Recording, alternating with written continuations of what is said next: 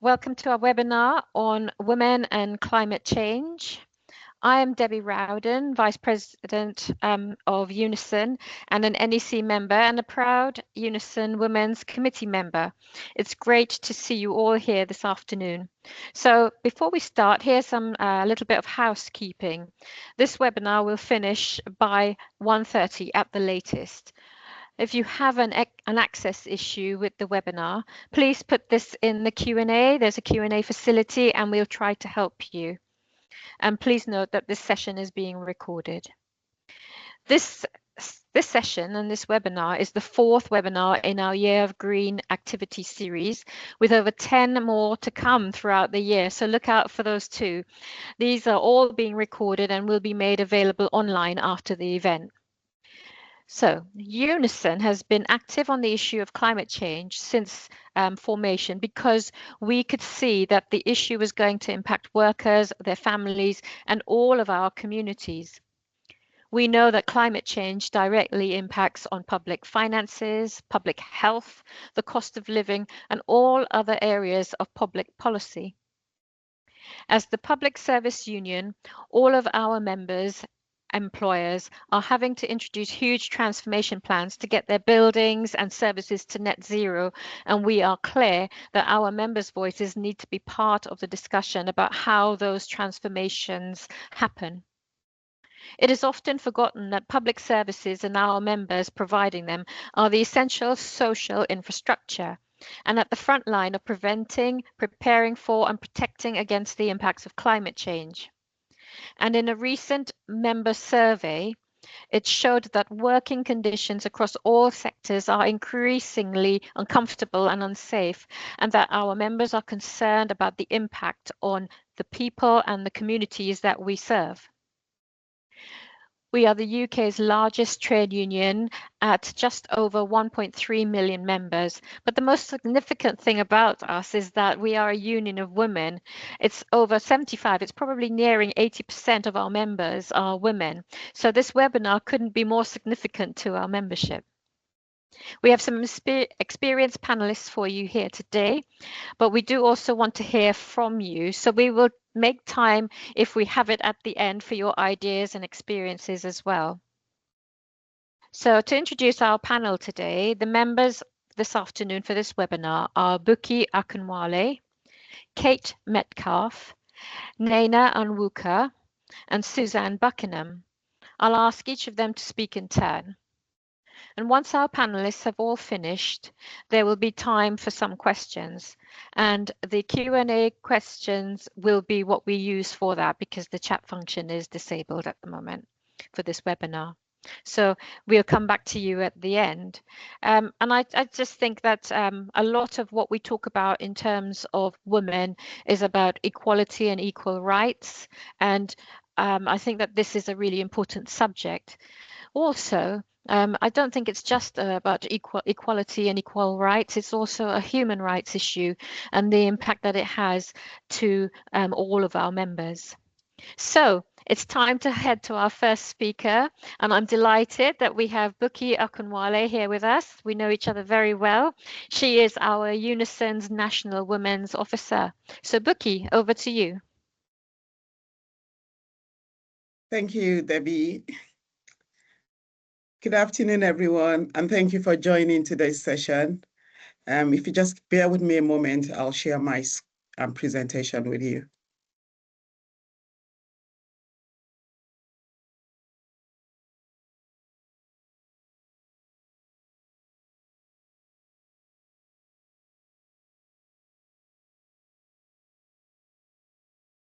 So today we'll be exploring how climate change is directly affecting UNISON women members, their working lives, their workplaces, and the vital public services they deliver every day. Climate change is not a distant or abstract concern. It is already shaping our jobs, our health, and our communities. And crucially, its impacts are not experienced equally. This is not only an environmental crisis, it is a gendered issue and a workplace issue as well. one that is already placing additional pressures on women working across public services, and one we can no longer afford to overlook. To understand why this matters so deeply, let's begin with the bigger picture. Climate change does not impact everyone equally. We know from UNISON's work and from national research that climate change is not gender neutral. Women are disproportionately affected, facing greater economic insecurity, higher health risk, and increased caring responsibilities as the impacts intensify. Evidence from organizations such as the Women's Budget Group makes this clear. Women experience the most acute effects of climate change because they are more likely to be in low-paid work, have fewer financial reserves to fall back on, and carry greater day-to-day financial and caring responsibilities. UNISON's own year of green action further highlights that women in the UK are at increased risk from the consequences of climate change, both at work and at home. Let's take a closer look at the economic drivers behind this inequality. Let's start with the economic impacts. Women are more likely to be in low-paid, part-time, or insecure work, and are less likely to have savings to fall back on. As a result, rising energy bills, transport crises, and food prices hit women harder and faster.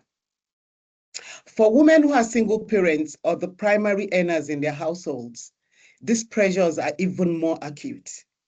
The financial strain of climate-driven price rises compounds the inequalities they already face.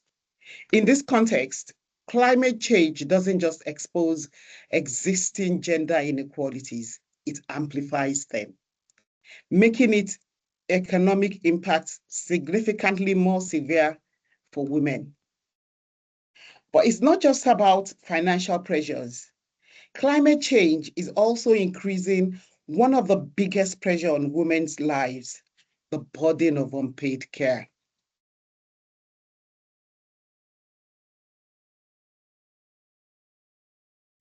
We also know that women continue to shoulder the majority of unpaid care. And during heat waves, floods, storms, or public service disruptions, these responsibilities only intensify. Women step in when schools close. They care for family members whose health is affected by extreme weather. And they often take on the emotional labor of managing crises at home and in their communities. UNISON's green activity materials make this clear. Climate change doesn't create new caring pressures. It magnifies the existing burden of care that already falls disproportionately on women. These pressures spill over into health too. So let's look at how climate change impacts women's health specifically. Climate change also poses direct health risk for women, including increased pregnancy complications and reduced access to reproductive health services. Rising temperatures, heat stress, and pollution all worsen existing health inequalities.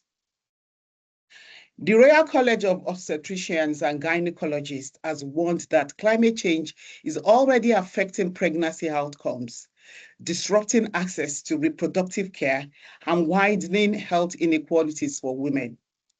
This is especially concerning in public sector workplaces, such as health and social care, where the workforce is predominantly women, and where exposure to heat, pollution, stress, and service disruption is becoming more frequent. These wider health impacts show up clearly in our workplaces, particularly in women-dominated public services. UNISON members are already reporting increasingly difficult working conditions. The 2025, sorry, the 2025 UNISON climate survey, members described unbearable heat during heat waves, with some outdoor workers saying it has become almost impossible to carry out their jobs safely. Others reported having to move patients into cooler corridors because hospital rooms were overheating, an alarming sign of how temperatures are affecting care environments. They are not hypothetical scenarios. These are real experiences from frontline workers, many of them women, showing how climate change is already reshaping work conditions across our public services. Let's now explore how climate change is reshaping the sector where women make up the majority of the workforce sectors, such as the NHS, local government, and social care. Climate change is already placing significant strain on the NHS. Heat waves and extreme weather events lead to spikes in hospital admissions, GP appointments, and demands for mental health support. Because women make up the majority of the NHS workforce, they feel these pressures most directly. During periods of extreme heat or weather-related disruption, healthcare staff, predominantly women, face increased physical strain, emotional pressure, and heavier workloads. Flooding and storms also lead to cancelled appointments and service disruption, which women workers must manage on the ground, reprioritizing patients, reorganizing services, and absorbing additional stress. Next, let's consider local government. This sector, made up of largely women workers, is also experiencing increasing strain as climate impacts intensify. In local government, another predominantly female workforce, staff in housing, libraries, schools, and community services are already absorbing increasing climate-related pressures. These include responding to flooding emergencies, supporting residents living in cold or unsafe homes, and helping vulnerable families cope with climate-driven economic shocks. UNISON has also highlighted pollution, flooding, and the rise of cold, damp homes as growing burdens on council workers, burdens that fall largely on women delivering frontline community support. Women working in environmental protection and regulatory roles, and also under significant strain. UNISON members report that preventing environmental harm and responding to climate-related incidents is becoming harder and more urgent. These teams are already stretched thin, and both the operational pressures and the emotional weight of this work fall heavily on women. And it doesn't stop there. Women in sector care, in social care, are also bearing the brunt of climate pressures. Social care is one of the most women-dominated sectors, and climate change is already creating additional pressures. Worsening health conditions linked to extreme heat, cold, and damp homes, and pollution are leading to increased caseloads and greater complexity of care. Care workers also face dangerous travel conditions, disrupted home visits, and heightened safeguarding concerns during extreme weather events, all of which add to stress and risk to an already demanding role. Flood, storms, and heat waves disrupt public services across the board, leading to cancelled appointments, transport delays, longer waiting times, and rising emergency response demands. And in these moments of crisis, it is women working in these services who are left to manage the fallout, often without the staffing, resources, or support that they need. Climate change deepens existing social inequalities. The groups most affected, children, older people, migrants, and those with chronic health conditions, are also groups most reliant on public services. The UK Health Security Agency has warned that climate change will further widen health inequalities, with vulnerable communities bearing the heaviest impacts. As these groups experience greater harm from extreme heat, cold homes, pollution, and climate-driven disruptions, demand on public services increases.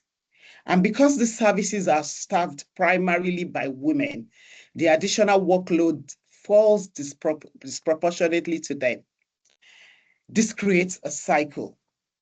Climate change hits vulnerable groups hardest, which drives up service demand, which in turn increases the pressure on women workers delivering frontline care and support. And women working in these services feel this growing workload and emotional strain firsthand. And many of these impacts aren't visible in headlines, but women workers feel them every single day. Now, UNISON's climate commitment. UNISON has declared the year 2026 as the year of green activity, recognizing that climate action must be worker-centered and noted in fairness. We're working with employers to make workplaces greener, safer, and more resilient to the impacts of climate change. And we're empowering members to take part in climate justice campaigns, ensuring that workers' voices shape the transition to a more sustainable and equitable future. A central part of this work is ensuring the transition to a greener economy is fair, especially for women. So what does a fair transition look like? It must protect workers' rights, create decent jobs, and reduce poverty. And crucially, it must be gender responsive.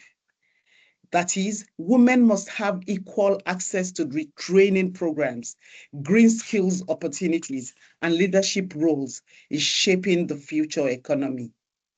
And UNISON has practical tools to support this work on the ground.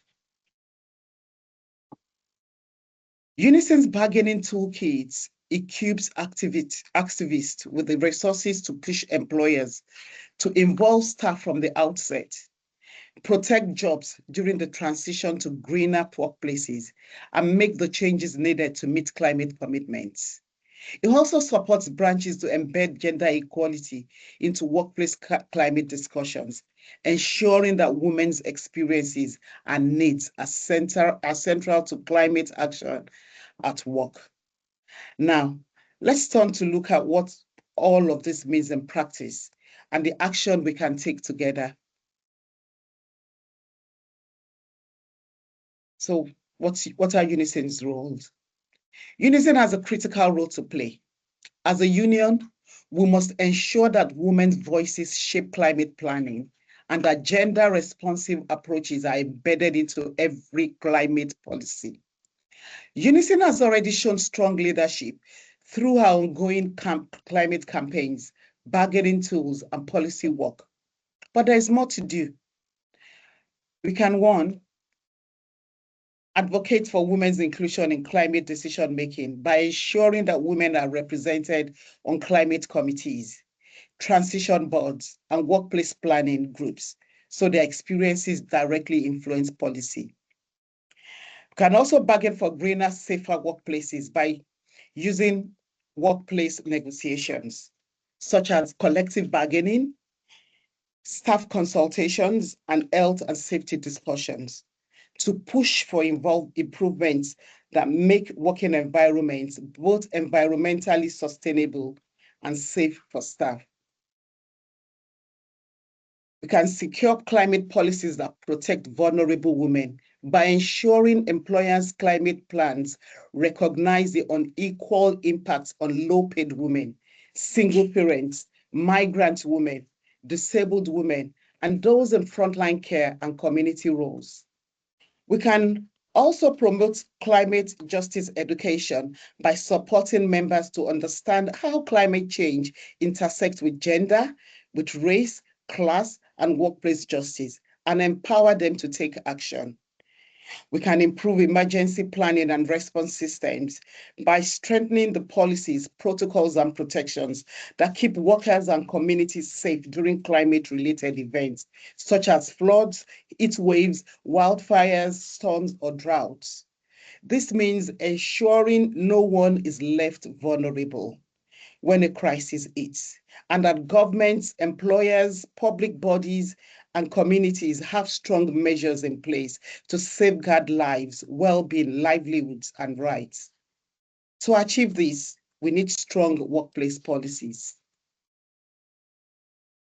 So we must demand practical measures that protect people, especially women, from the growing impacts of extreme weather and climate change. We need real concrete actions, not just promises. We must push for improvements in how workplaces, public spaces, and infrastructure are designed and managed so that everyone stays safe during climate-related events, such as heat waves, storms, and flooding. And when climate change makes everyday life more expensive, such as higher energy bills during extreme temperatures, raising housing costs, or disrupted travel services, it is women who often feel the strain most acutely, particularly those on low incomes or with caring responsibilities. So fighting for cheaper, fairer access to energy so people can eat or cool their homes safely, or housing so people can live in safe, secure places that can cope with extreme weather, and transport so people can travel safely and affordably, even when weather disrupts services, is a key part of protecting the women who are most affected by this increase in cost. Making basic services affordable helps prevent climate change from pushing women further into hardship. But it's also important to recognize that women aren't just victims, they're leading this work. In many places, women are already doing a lot of the practical on-ground work to tackle climate change. They are organizing community groups and local campaigns. They are educating others about climate impacts and solutions. They are pushing for system change by challenging unfair policies and calling for stronger action. These efforts often make a big difference, but they are not always noticed, properly supported, or financially backed. So when women's climate leadership should be acknowledged, women's climate leadership should be acknowledged. This project should receive funding and their voices and solutions should be raised so they can influence decisions at local, national, and global levels. In short, women are driving climate action from the ground up, and they deserve proper support and recognition for it. So why is this leadership so powerful? When women are involved in shaping climate decisions, whether in government, workplaces, unions, or community groups, the policies that result often take more people's needs into account. Women's leadership is strongly linked with more inclusive approaches, making sure different groups are heard. More attention to everyday community needs, not just top-down solutions. More long-term sustainable planning rather than short-term fixes. Research has shown that women participate in environmental decision-making. Communities often see stronger climate action and fairer outcomes.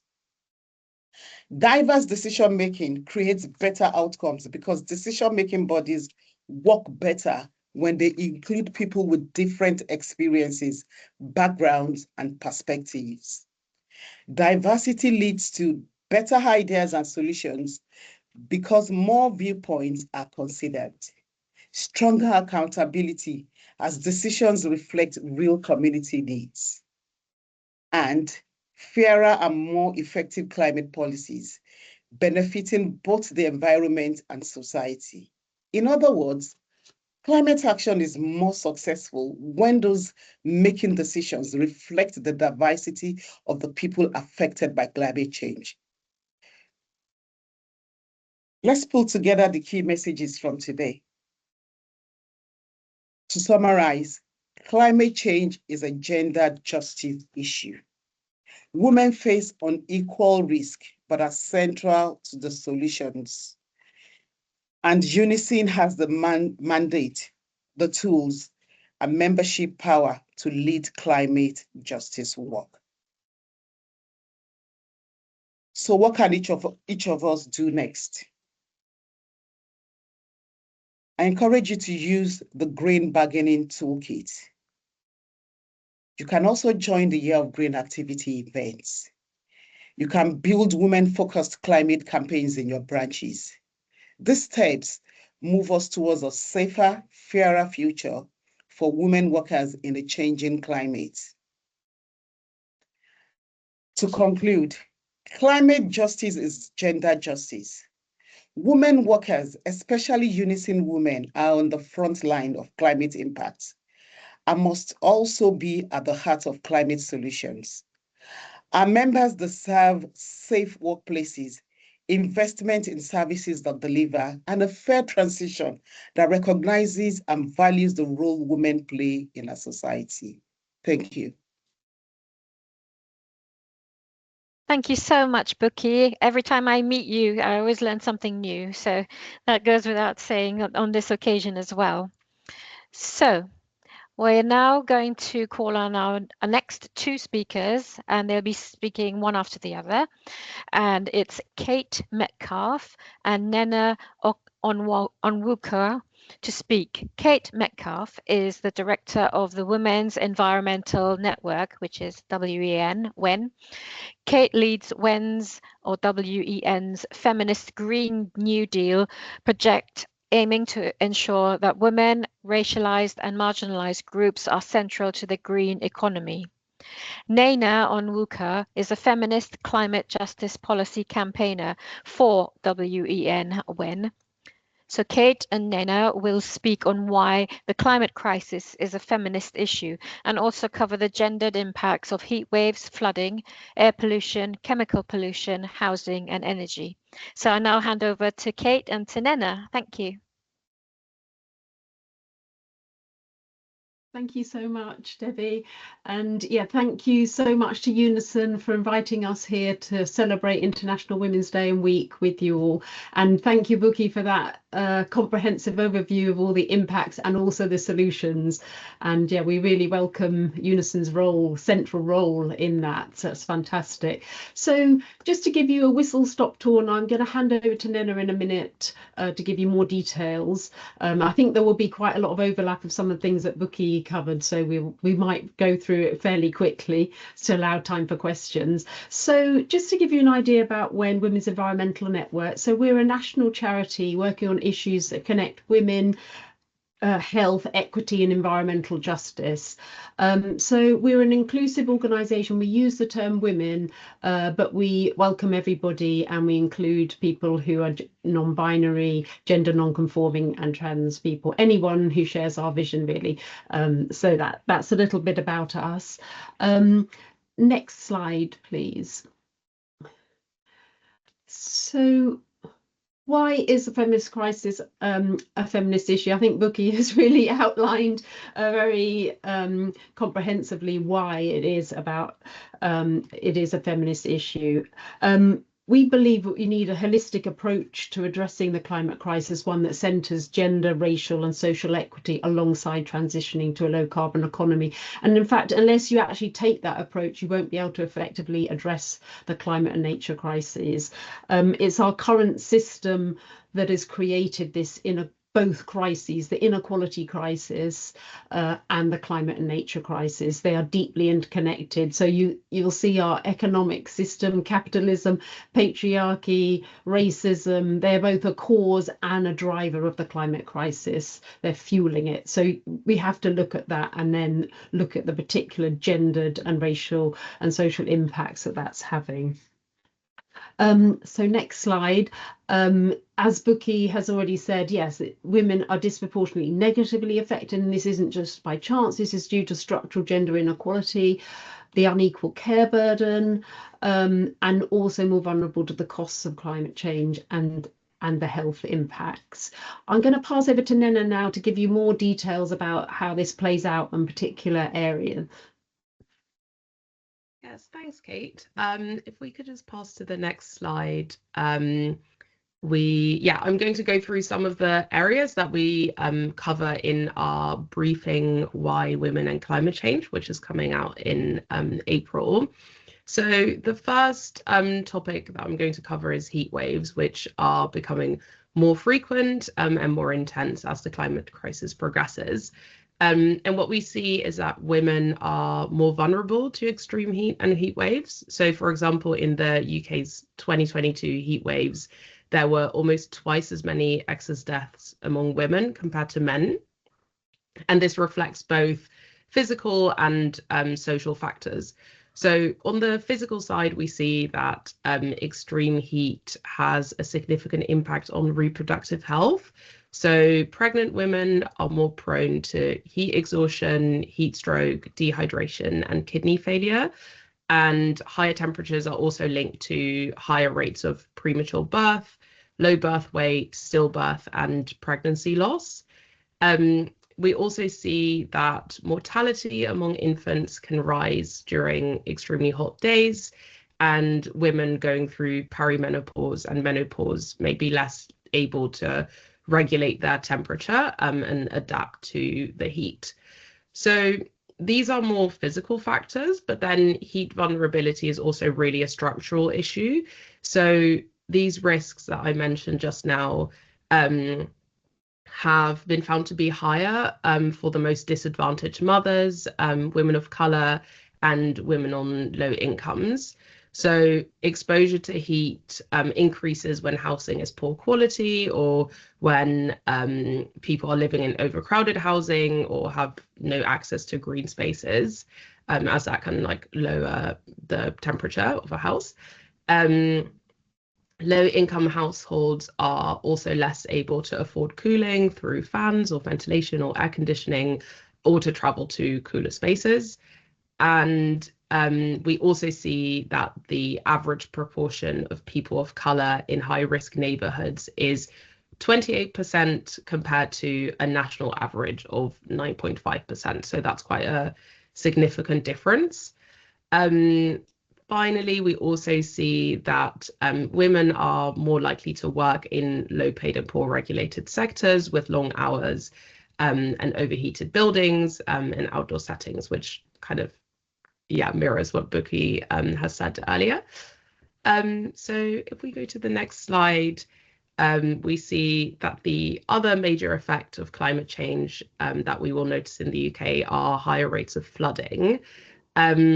So here, on the one hand, we see that women are more likely to take on unpaid caring responsibilities during and after floods. So if there's been a flood, they are more likely to look after children, look after older relatives, take care of neighbours, etc. But again, we see that there is a bigger issue going on. So more deprived neighbourhoods face a disproportionately higher flood risk than less deprived areas, which is especially problematic because low-income families tend to be less able to financially cover for an emergency. So they are less likely to be insured and often also less able to carry on with their jobs when they've been displaced from their homes. On top of that, we also see that marginalized communities often face a slower recovery response and reduce access to financial, social, and mental health support. If we could go to the next slide, please. So heat waves and flooding are really results of climate change that we notice in the UK, but now I'll look a bit at air and chemical pollution, which contribute to the climate crisis. So air pollution has a disproportionate impact on women's health, including a greater risk of breast cancer and heart disease of women. And air pollution also has significant reproductive health impacts. So it is linked to infertility, miscarriage, preterm birth, and stillbirth. And again, we see that low income and more deprived areas, as well as neighborhoods with higher populations of racially marginalized communities, experience higher levels of air pollution. And this really reflects that the patterns of urban planning, transport infrastructure, and industrial siting are not equally distributed across cities. Then if we go to the next slide, we can see that chemical pollution is another contributor to the climate crisis, as toxic chemicals are derived from fossil fuels. So endocrine disrupting chemicals, EDCs, are also known as hormone disruptors. And these are chemicals that are linked with a range of diseases, including cancer, birth defects, developmental and neurological disorders. And exposure to endocrine disrupting chemicals is linked to reproductive and hormonal health issues. And women face specific risks. So women experience menstrual irregularities, endometriosis, PCOS, premature puberty, infertility, pregnancy complications, and then there are also impacts on fetal and infant health. And yeah, babies and infants are also very vulnerable, as we find harmful chemicals in furniture, toys, clothing, and a whole range of household products. And again, as with heat, flooding, and air pollution, we see that there are unequal patterns. So exposure is highest for households facing financial hardship or insecure living conditions. So yeah, on the next slide, you'll see housing, which kind of brings different issues together. So whether it is about keeping our houses cool in summer or warm in winter or dry during floods, like it's such an important space that we spend a lot of our time in. And women particularly spend a lot of time in the house and are more likely to live in fuel poverty. So fuel poverty is higher in single parent families, and 80% of single parent families are led by women.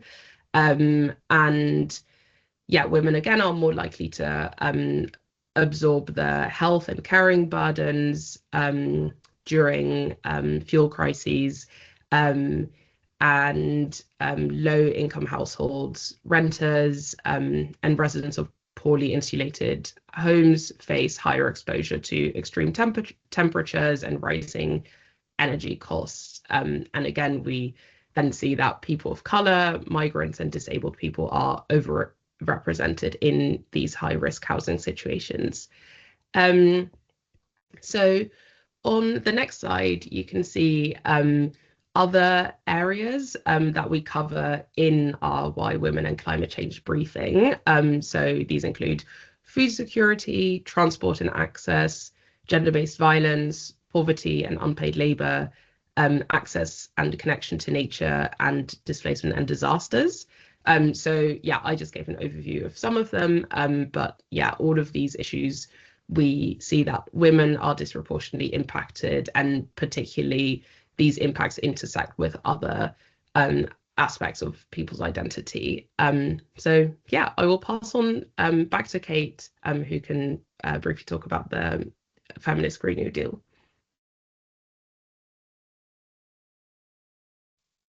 Thank you, Nana. Yes, so given all of these factors, this is why we are working on a feminist Green New Deal, advocating for that.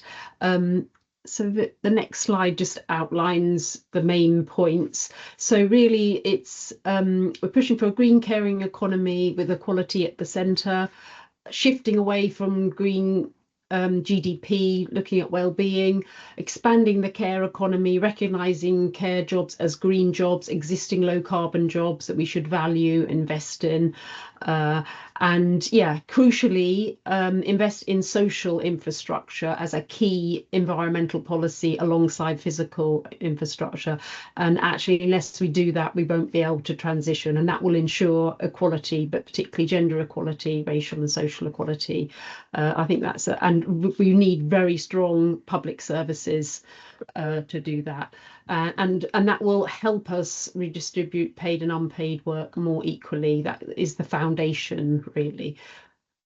But please, we've got a range of policy papers on our website on different areas, so please do take a look.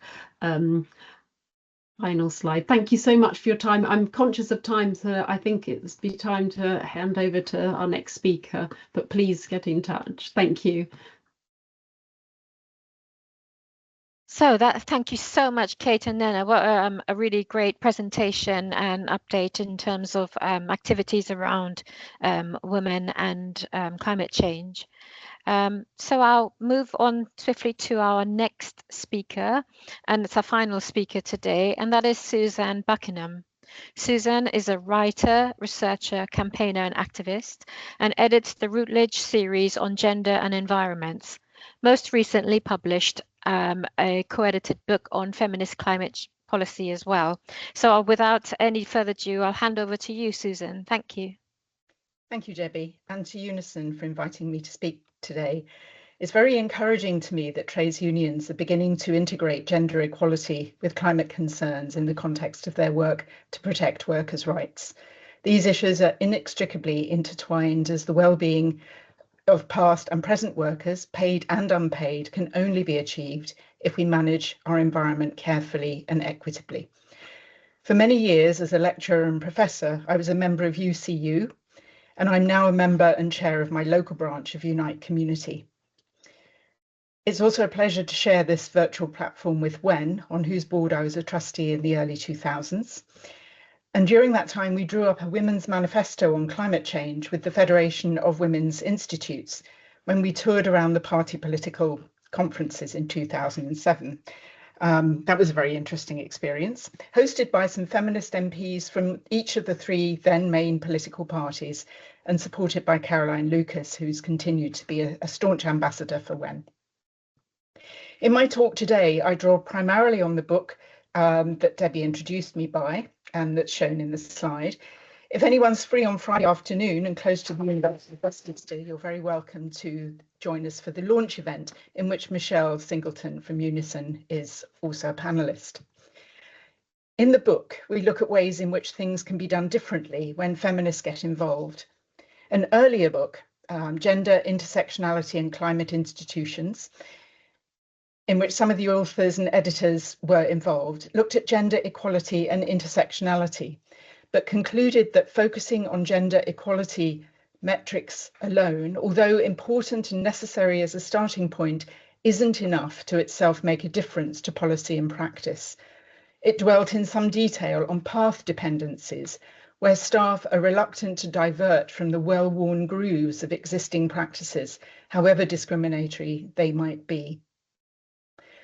True feminism, however, embodies a commitment to equality for everyone. In the words of the campaigning organisation Womankind Worldwide, feminism is about collectively and actively transforming systems of oppression so that women, men and gender non-conforming people hold equal power, resources and rights. Not all women commit to this, and we have many examples of this from politicians, industry and no doubt some trades unions. Examples include some CEOs of polluting water companies who are women, and now BP, where the new female appointment is being paid £11.7 million a year, more than twice that of the previous incumbent. Sheryl Sandberg once advocated, when she was the chief operating officer of Facebook, that women should lean in to existing systems and structures. However, this simply sustains systems of oppression and inequality.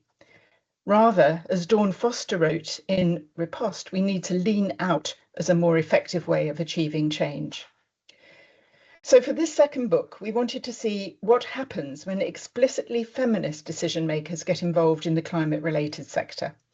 We invited researchers, practitioners, and politicians to contribute and identified a number of approaches which appeared to make a difference. The contexts are varied and include the UN Framework Convention on Climate Change. When this was led by Cristina Figueres, the Lima Programme of Action on Gender was introduced, and more attention was paid to climate impacts on women, as well as the less recognised contributions they could and do make to mitigate and adapt to climate damage.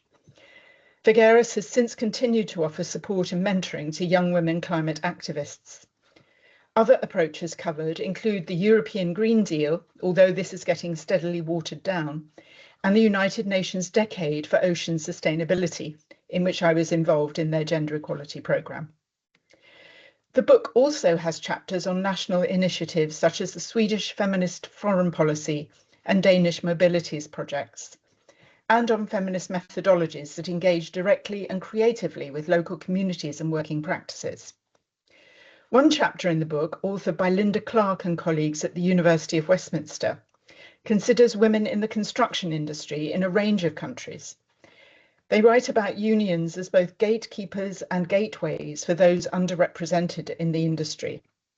Through interviews with women construction workers, they explore women's commitment to green construction and argue for more women to be employed in all construction sectors, both for reasons of equality and fairness, but also for the sector to become more environmentally sustainable. One of the distinguishing characteristics of the book is a series of interviews we conducted with feminist leaders that we admire, and their approaches were remarkably similar. We identified those approaches they discussed as forming what could be construed as feminist leadership. These can be categorized as mentoring and support for women, young people, in examples from Canada and New Zealand interviewees, Indigenous communities as well. Being inclusive and collaborative, courageous and brave, building alliances through cooperation, creating and sustaining networks, and challenging dominant interests, including patriarchy, taking a holistic and intersectional approach, and being active listeners and proactively non-violent. The next slide, thank you, shows how similar these approaches are to ActionAid's top 10 basics of feminist leadership. I want to focus first on Marianne Borgen, as she was the feminist I interviewed at a time when she had just resigned as mayor of Oslo. During her tenure, she achieved some significant environmental goals, as the next slide shows, amongst which was the award of European Green Capital in 2019. If I can have the next slide, that would be great. Thank you. This was for the city's work on waste reduction and switching to electrically powered vehicles. Marianne Borgen's early professional work was in social care, particularly with children's rights. When as a rookie Oslo councillor, she was given the environmental portfolio, an area she did not initially have confidence in. She took the approach to look at every decision from the perspective of its impact on children. If you can make a city that's good for children, she said, it's good for everyone. I met with her again when I visited Oslo last month. She gave me a tour of the city hall, the parts a visitor can't usually gain access to. And it was so evident from her warm welcome from security guards and administrative staff that she must have treated them as a colleague who was very valued. That actually said far more than any words that she's had spoken in her interview a year earlier. I want also to mention Ada Colau in the next slide, interviewed by a Spanish colleague known for her collaborative approach. Colau spoke of her preference for collective decision-making, and her leadership was marked by this and participatory budgeting. She also mentioned the importance of giving children a leading role, both for their own sake, but also because of their capacity to influence families. Ada Colau worked to control Airbnb in Barcelona, which was pricing out local residents, as it does in most tourist cities, and which she did in collaboration with Anne Hidalgo in Paris. Next slide, please. Hidalgo has been mayor of Paris now for 12 years, during which time she has introduced what has been hailed as the most remarkable and successful programme to reduce car use in cities. She's also taken the initiative to promote women within climate policy and introduced Women for Climate when she was chair of C40 Cities, particularly supporting and mentoring young women. There are other examples in the next slide. Four feminist women-led governments came together as the Wellbeing Government Alliance in the late 20-teens. Jacinda Ardern, then Prime Minister of New Zealand, Nicola Sturgeon, then First Minister of Scotland, Catherine Jonasdottir, then Prime Minister of Ireland, and Sanna Marin, then Prime Minister of Finland. You'll notice all the thens in there. At the United Nations Framework Convention on Climate Change annual climate conference, the COP26, hosted in Glasgow by Nicola Sturgeon in 2021, they promoted replacing gross domestic product by indicators of well-being, including health. And some of them managed to introduce well-being budgets in their administrations. GDP is notorious for monetarily valuing environmentally destructive behaviour. For example, anything to do with an oil spill, litigation, cleaning up, counts as a positive in GDP, while failing to value beneficial behaviour such as unpaid care, which counts for nothing. But all these vignettes have a cautionary tale. None of these feminist women political leaders are still in positions of power, though they are still inspiring. They've been overcome by powerful reactionary misogynistic forces, either overtly through elections or by relentless pressure. Being an inspirational feminist is hard work, which takes its toll, as recent biographies by Sturgeon and Ardern have indicated. And it's important to stress that leadership should not be considered as an hierarchical attribute, nor does it come in a singular form.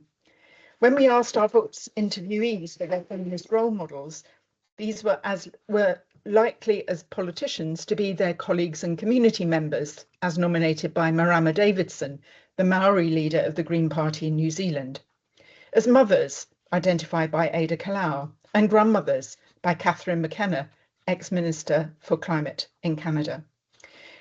But Ada Colau also draws on inspiration from Federica Montseny Magnier, an early 20th century anarchist, writer, and later the first woman cabinet minister in Spain. Mary Robinson, twice-term President of Ireland and now Global Elder, is mentioned by McKenna. And Gro Harlem Brundtland, the ex-Prime Minister of Norway and coordinator of Our Common Future, the book which introduced the term sustainable development in 1987 by Borgen. The one male feminist leader interviewed, who is an Icelandic minister and ex-leader of the left-green movement, Gudmundur Ingi Gudbrandsson, cited Rachel Carson, author of Silent Spring, which eventually led to the banning of carcinogenic pesticide DDT in the Northern Hemisphere, but not before Carson was subjected to harsh and highly personalised criticism by the chemicals industry for her condemnation of chemical pesticides. Elsewhere in the book, Marie Weigengard writes about inspirational young people taking legal action against governments to address the climate emergency.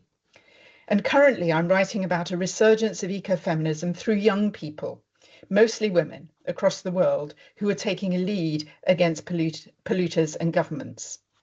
They too are subject to virulent misogynist harassment, which is flourishing in the far-right movements in Europe and North America. We must therefore, within the trades union movement and beyond, be vigilant and be actively supportive of our comrades, particularly women and trans and non-binary people, fighting for gender and justice. Trades unions, through their broad reach to, on the one hand, their members who will support a wide variety of politics, to, on the other hand, political parties, government, industry and professions, are uniquely and powerfully placed to support both gender equality and inclusion and action on climate. Not only this, trades unions can show how addressing both in an integrated way can support both and ultimately be more powerful. Thank you.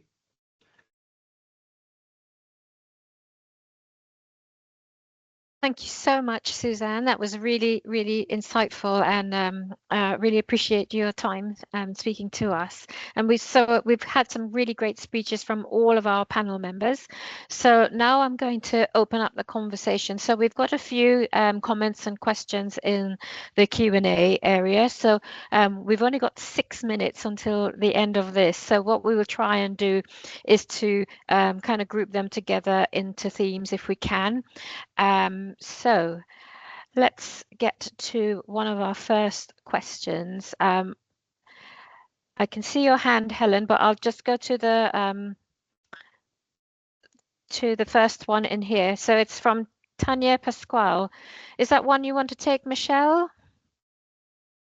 Yes, I'm happy to. I'm Michelle Singleton. I'm the lead officer for our climate change work. So yeah, I'm happy to take that question. It's one that up until this time last year came up all the time at every event that I was speaking to, and disappointingly I was only able to agree with people that it's something we should be doing. However, we've now got our very slow moving act together and have appointed our own internal sustainability officer, who is fantastic and is already making huge progress. And there you might have noticed there's some announcements about our conferences and paper use, and there's a full audit of climate-based sustainability audit and modern slavery supply chain audit of everything that we do. That is ongoing. Of course, this work, as it's agreed, will roll out slowly, but I'm very pleased to say that yes, we're absolutely engaged on that issue as well.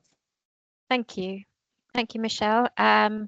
So there's some comments in about including police staff members, PC SOs and 999 callers. Yes, of course, we will look to do that.